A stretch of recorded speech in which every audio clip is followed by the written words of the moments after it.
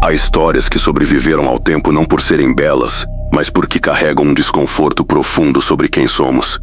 Entre elas está o relato de um homem que ousou atravessar o limite mais rígido da existência, o limite da morte. Não como herói, não como mártir, mas como alguém movido por ambição, astúcia e uma confiança quase insolente de que poderia superar até os próprios deuses. O nome dele é Sísifo, rei de uma cidade próspera, admirado por uns, odiado por outros, mas temido por todos que conheciam sua verdadeira natureza, calculista, manipulador e extremamente inteligente. Em uma Grécia governada por forças divinas caprichosas, Sísifo alcançou o que nenhum mortal e pouquíssimos deuses tentariam fazer. Ele desafiou a ordem absoluta que separa a vida da morte. E sua ousadia não apenas gerou consequências para si mesmo, mas afetou o mundo inteiro. Quando Sísifo interferiu no trabalho da morte, o equilíbrio da realidade simplesmente desabou. Não houve mais fim, não houve mais passagem, não houve mais justiça natural. Feridos que deveriam partir permaneceram sofrendo, batalhas perderam sentido, e até os próprios deuses precisaram intervir para conter o caos que um único homem provocou. O mito de Sísifo não é apenas uma anedota moralista da antiguidade. É um espelho incômodo sobre a persistência humana, sobre nossa tendência a tentar controlar o inevitável, e sobre o preço de ultrapassar limites que não nos pertencem. É também um dos mitos mais reinterpretados da história, de tragédia grega a símbolo filosófico moderno.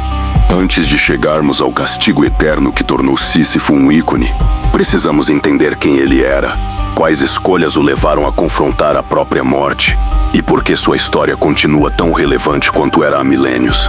Este é o ponto de partida, a história de um homem que acreditou poder dobrar o destino, e descobriu, da forma mais amarga possível, que até a genialidade tem um preço.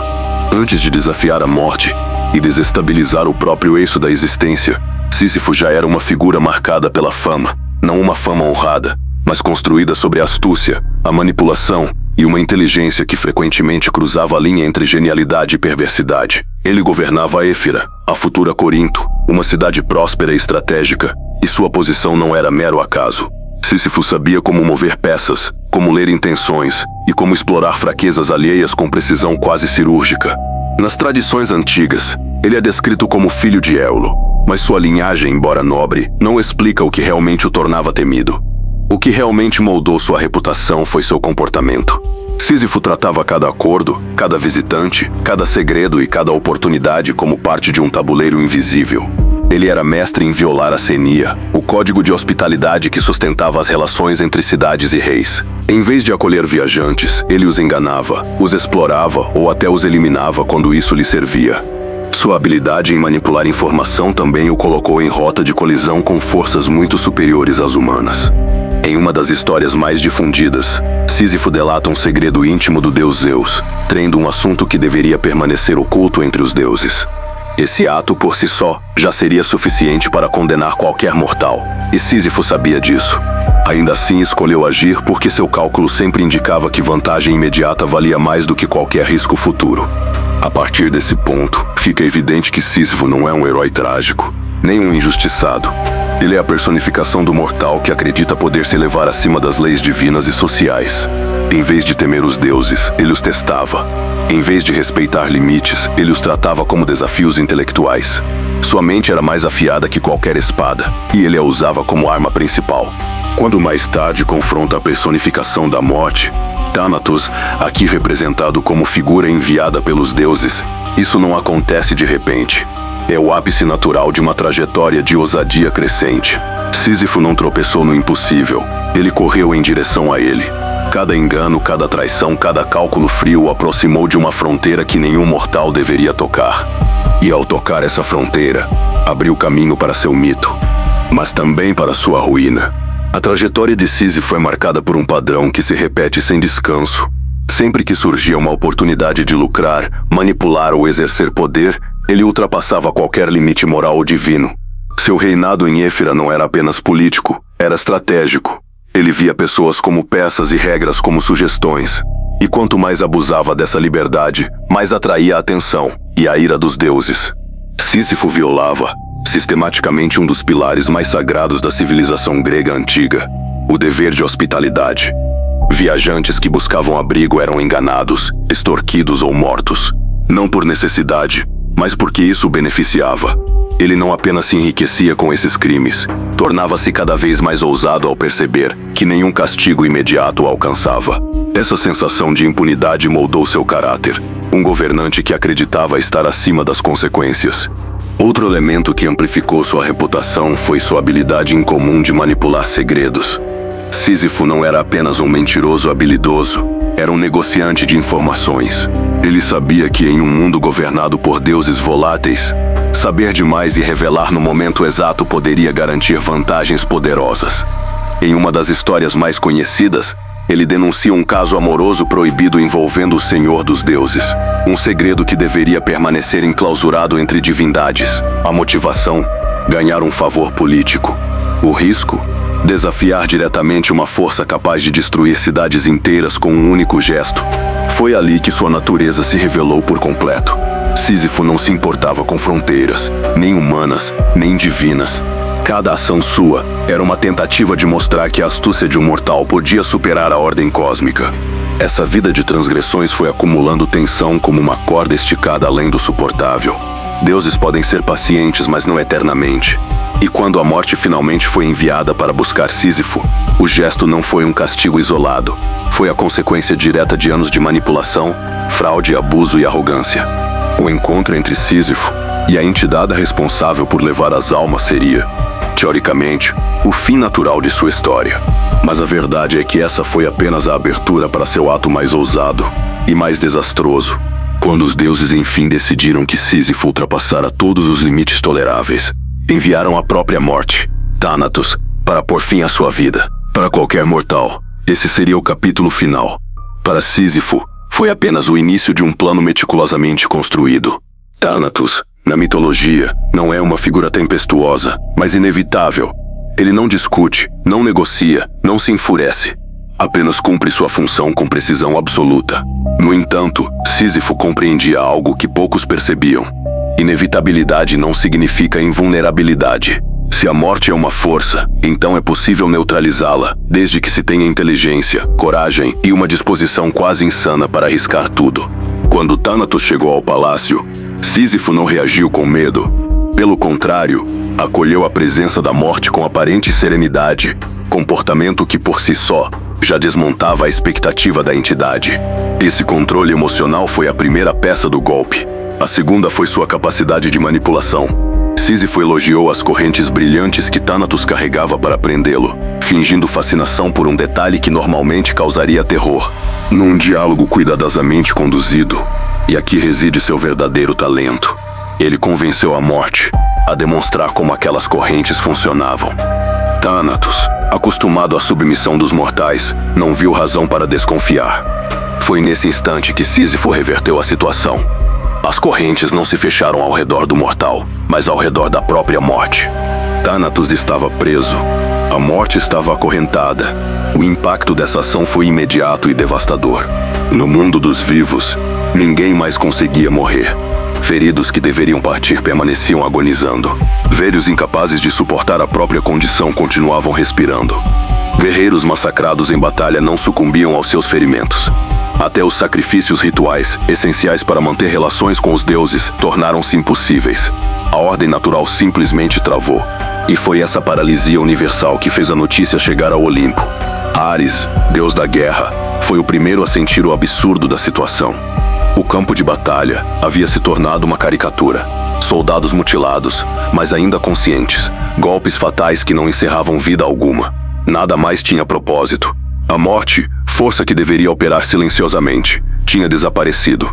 Ao descobrir a causa, os deuses não viram coragem no ato de Sísifo. Viram uma afronta direta à estrutura que sustentava o cosmos. Ele não apenas enganara a morte, ele havia atacado o próprio funcionamento da existência. Com Thanatos imóvel e o mundo em colapso, Ares tomou para si a tarefa de restaurar a ordem. Ele desceu, libertou a morte das correntes e entregou Sísifo ao destino que havia tentado evitar.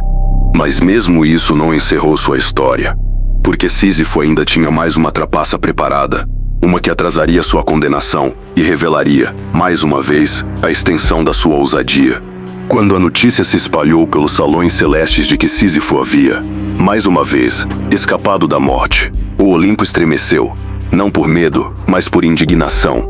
A arrogância de um mortal ousar manipular a ordem divina era, para os deuses, um veneno intolerável. No trono dourado, Zeus permaneceu em silêncio por longos instantes.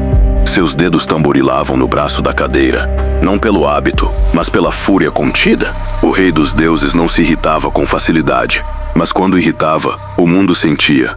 Ele pensa que pode zombar da própria estrutura do cosmos, murmurou com voz grave. Acha que astúcia é sinônimo de impunidade. Hera, à direita, lançou um olhar duro, carregado de desprezo. É apenas um mortal.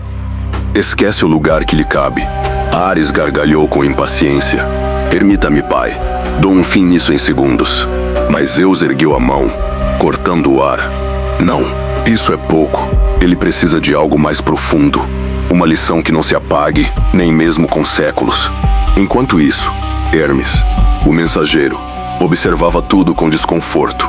Afinal, havia sido ele quem, mesmo sem intenção, vira sua função ridicularizada quando Sísifo manipulou. Era impossível negar. O mortal havia sido hábil. Insolente, mas hábil. Ele não teme os deuses, comentou Hermes. Ele teme, corrigiu Zeus, mas acredita que pode nos contornar. E isso é pior do que a coragem. É presunção. Do lado de fora, trovões despedaçaram o céu. Era o temperamento do rei tomando forma. Tragam-no de volta, decretou Zeus. E desta vez, não haverá brechas. A decisão se espalhou pelos domínios divinos como uma sentença de guerra. Nem todos os deuses odiavam Sísifo. Alguns até admiravam sua audácia, mas nenhum ousou defendê-lo. O limite havia sido ultrapassado. Ele não burlara apenas regras, burlara a ordem primordial.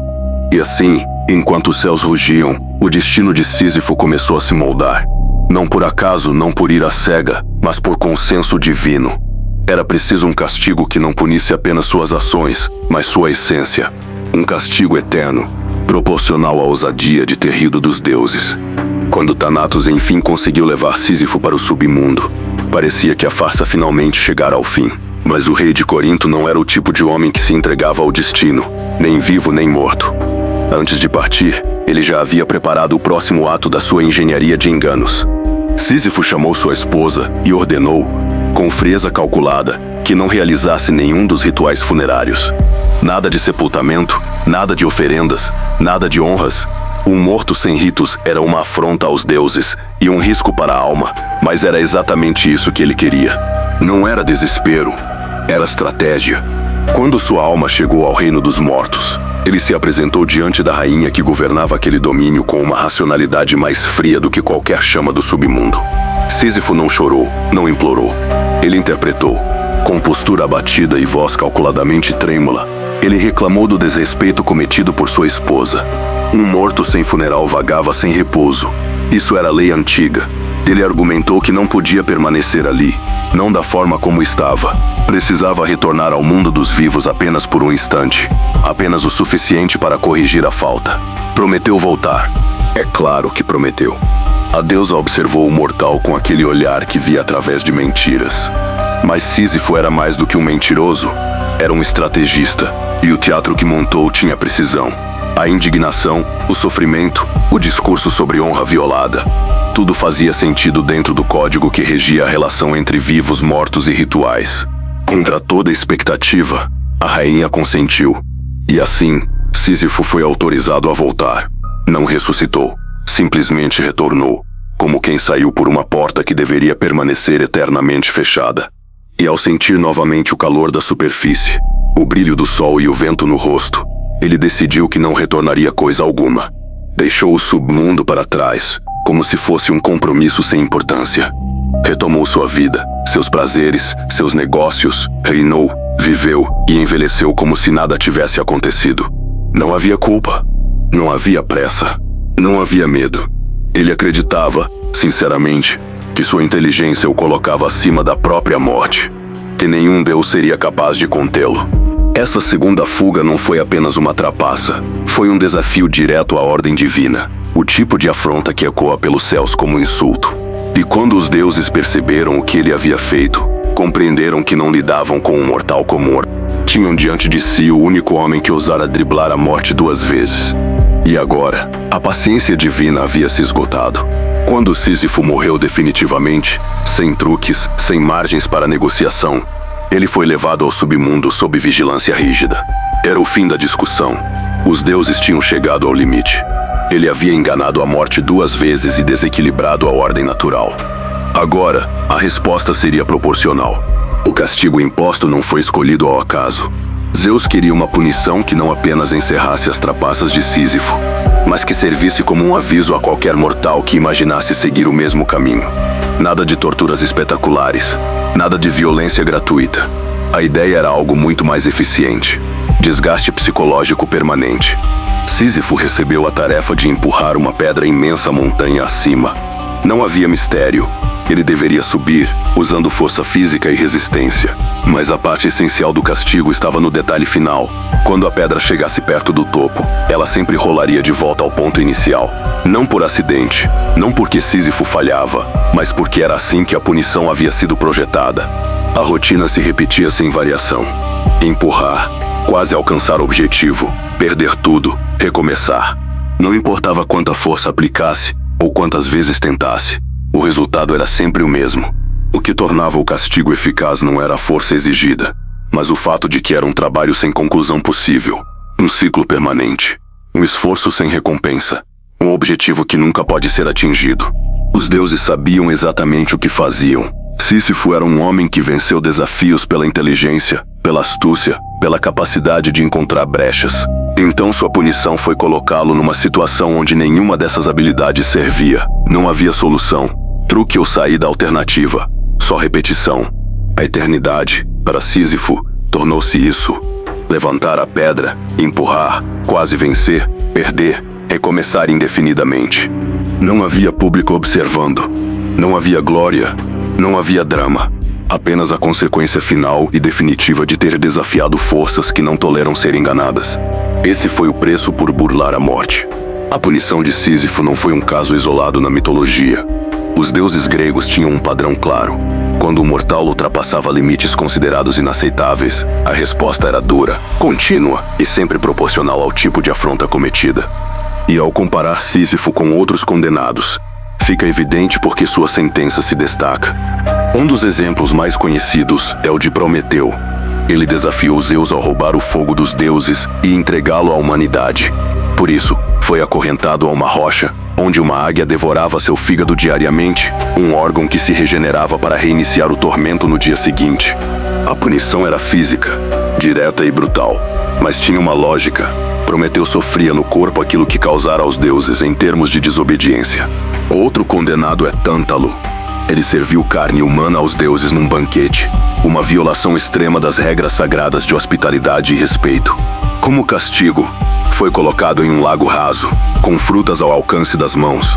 Sempre que tentava beber, a água recuava. Sempre que tentava comer, os galhos se afastavam. A fome e a sede eternas eram um reflexo direto de sua ofensa. Há também Ishion, que tentou seduzir Hera e mentiu para Zeus. Sua punição foi ser preso a uma roda em chamas que girava sem parar. Um castigo que representava seu comportamento descontrolado e imprudente. O caso de Sísifo, porém, segue outra linha. Ele não atacou os deuses fisicamente, nem cometeu um crime ritualístico específico. Seu pecado principal foi intelectual: manipulação, esperteza fora de controle, abuso da própria astúcia para quebrar regras fundamentais da existência. Por isso, sua punição não provoca dor corporal contínua, mas algo muito mais refinado e corrosivo: esforço sem resultado. Enquanto Prometeu sofre fisicamente, Tântalo sofre de privação e Ísion de tortura incessante. Sísifo sofre pela inutilidade. Sua eternidade não é marcada por amputações nem por fogo, mas por um objetivo impossível, um castigo calculado para atingir o ponto exato que sustentava sua arrogância, a ideia de que inteligência sempre encontra uma saída. Essa diferença torna Sísifo único entre os condenados míticos. Os outros enfrentam tormentos. Sísifo, porém, enfrenta o vazio, a sensação permanente de que nada muda, nada progride e nada faz sentido. Seu castigo não destrói seu corpo, desmonta sua ambição. A história de Sísifo não ficou presa à mitologia. Ao contrário, atravessou séculos, culturas e interpretações, tornando-se uma das narrativas mais reutilizadas para explicar a condição humana. o esforço contínuo e a frustração diante de tarefas que nunca parecem terminar. O mito deixou de ser apenas sobre um rei astuto castigado pelos deuses. Tornou-se um espelho. Ao longo da Antiguidade e da Idade Média, Sísifo foi lembrado como o exemplo máximo da consequência por desafiar o divino. Filósofos e poetas o citavam como prova de que o castigo inevitável sempre alcança quem tenta romper a ordem estabelecida. Mas foi no século XX que o mito ganhou uma interpretação completamente nova. O escritor Albert Camus, em sua obra O Mito de Sísifo, transformou a narrativa em um símbolo da vida moderna. Para ele, Sísifo representava o ser humano diante de um mundo sem respostas claras, onde cada pessoa empurra sua própria pedra todos os dias. Trabalhar, recomeçar, lidar com problemas que se repetem. Não por castigo divino, mas por uma realidade que não oferece explicações definitivas. Camus não enxergou Sísifo como vítima, mas como alguém que enfrenta o absurdo com consciência. Ao saber que sua tarefa nunca terá fim, Sísifo entende a dimensão de sua condição e ainda assim continua. Essa persistência é o que o transforma em símbolo. Em debate sobre rotina, exaustão e busca por propósito, o mito ressurge. Nas interpretações modernas, a montanha de Sísifo pode ser uma vida profissional que nunca estabiliza, uma batalha pessoal que se repete, uma meta sempre adiada. O foco não está mais em punição, mas na resistência. O ser humano que, apesar da repetição, continua empurrando a pedra. Em estudos psicológicos, Sísifo é utilizado como referência quando se discute esforço contínuo sem retorno claro. Em análises sociológicas, aparece como metáfora para sistemas que exigem produtividade interminável. Em obras de ficção contemporânea, seu nome surge discretamente como código para personagens presos em padrões repetitivos. É por isso que o mito sobrevive. Ele se adapta. Cada época encontra sua própria pedra para interpretar. E Sísifo, mais do que um condenado, virou uma representação universal da insistência humana diante do inevitável.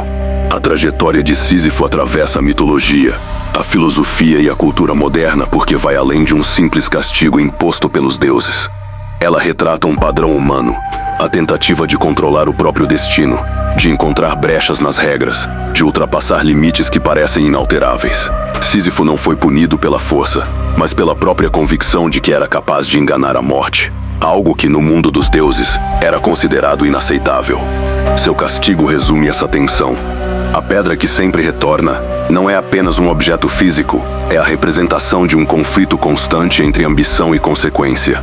Os deuses escolheram uma punição que anulava exatamente aquilo que Sísifo valorizava: sua inteligência estratégica. Ao colocá-lo numa tarefa onde raciocínio nenhum oferece vantagem, transformaram sua astúcia em impotência permanente. Com o passar dos séculos, o mito foi reinterpretado inúmeras vezes. Na antiguidade, ele era um lembrete do preço de desafiar as divindades. Na modernidade, passou a simbolizar a persistência humana em meio a ciclos repetitivos, responsabilidades que nunca acabam e desafios sem soluções definitivas. Mesmo quem nunca ouviu falar de mitologia grega, entende a sensação de empurrar a pedra todos os dias.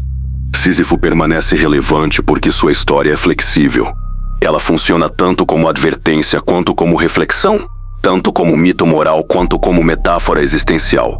E é justamente essa capacidade de se adaptar que mantém sua figura viva, não como rei de Corinto, mas como símbolo universal do esforço contínuo. No fim, o mito não responde se Sísifo merece compaixão, admiração ou repúdio. Ele apenas mostra o custo de tentar dominar aquilo que está além do próprio alcance. E lembra que, em qualquer época, sempre haverá quem tente empurrar sua pedra até o topo, mesmo sabendo que ela pode rolar de volta a qualquer momento.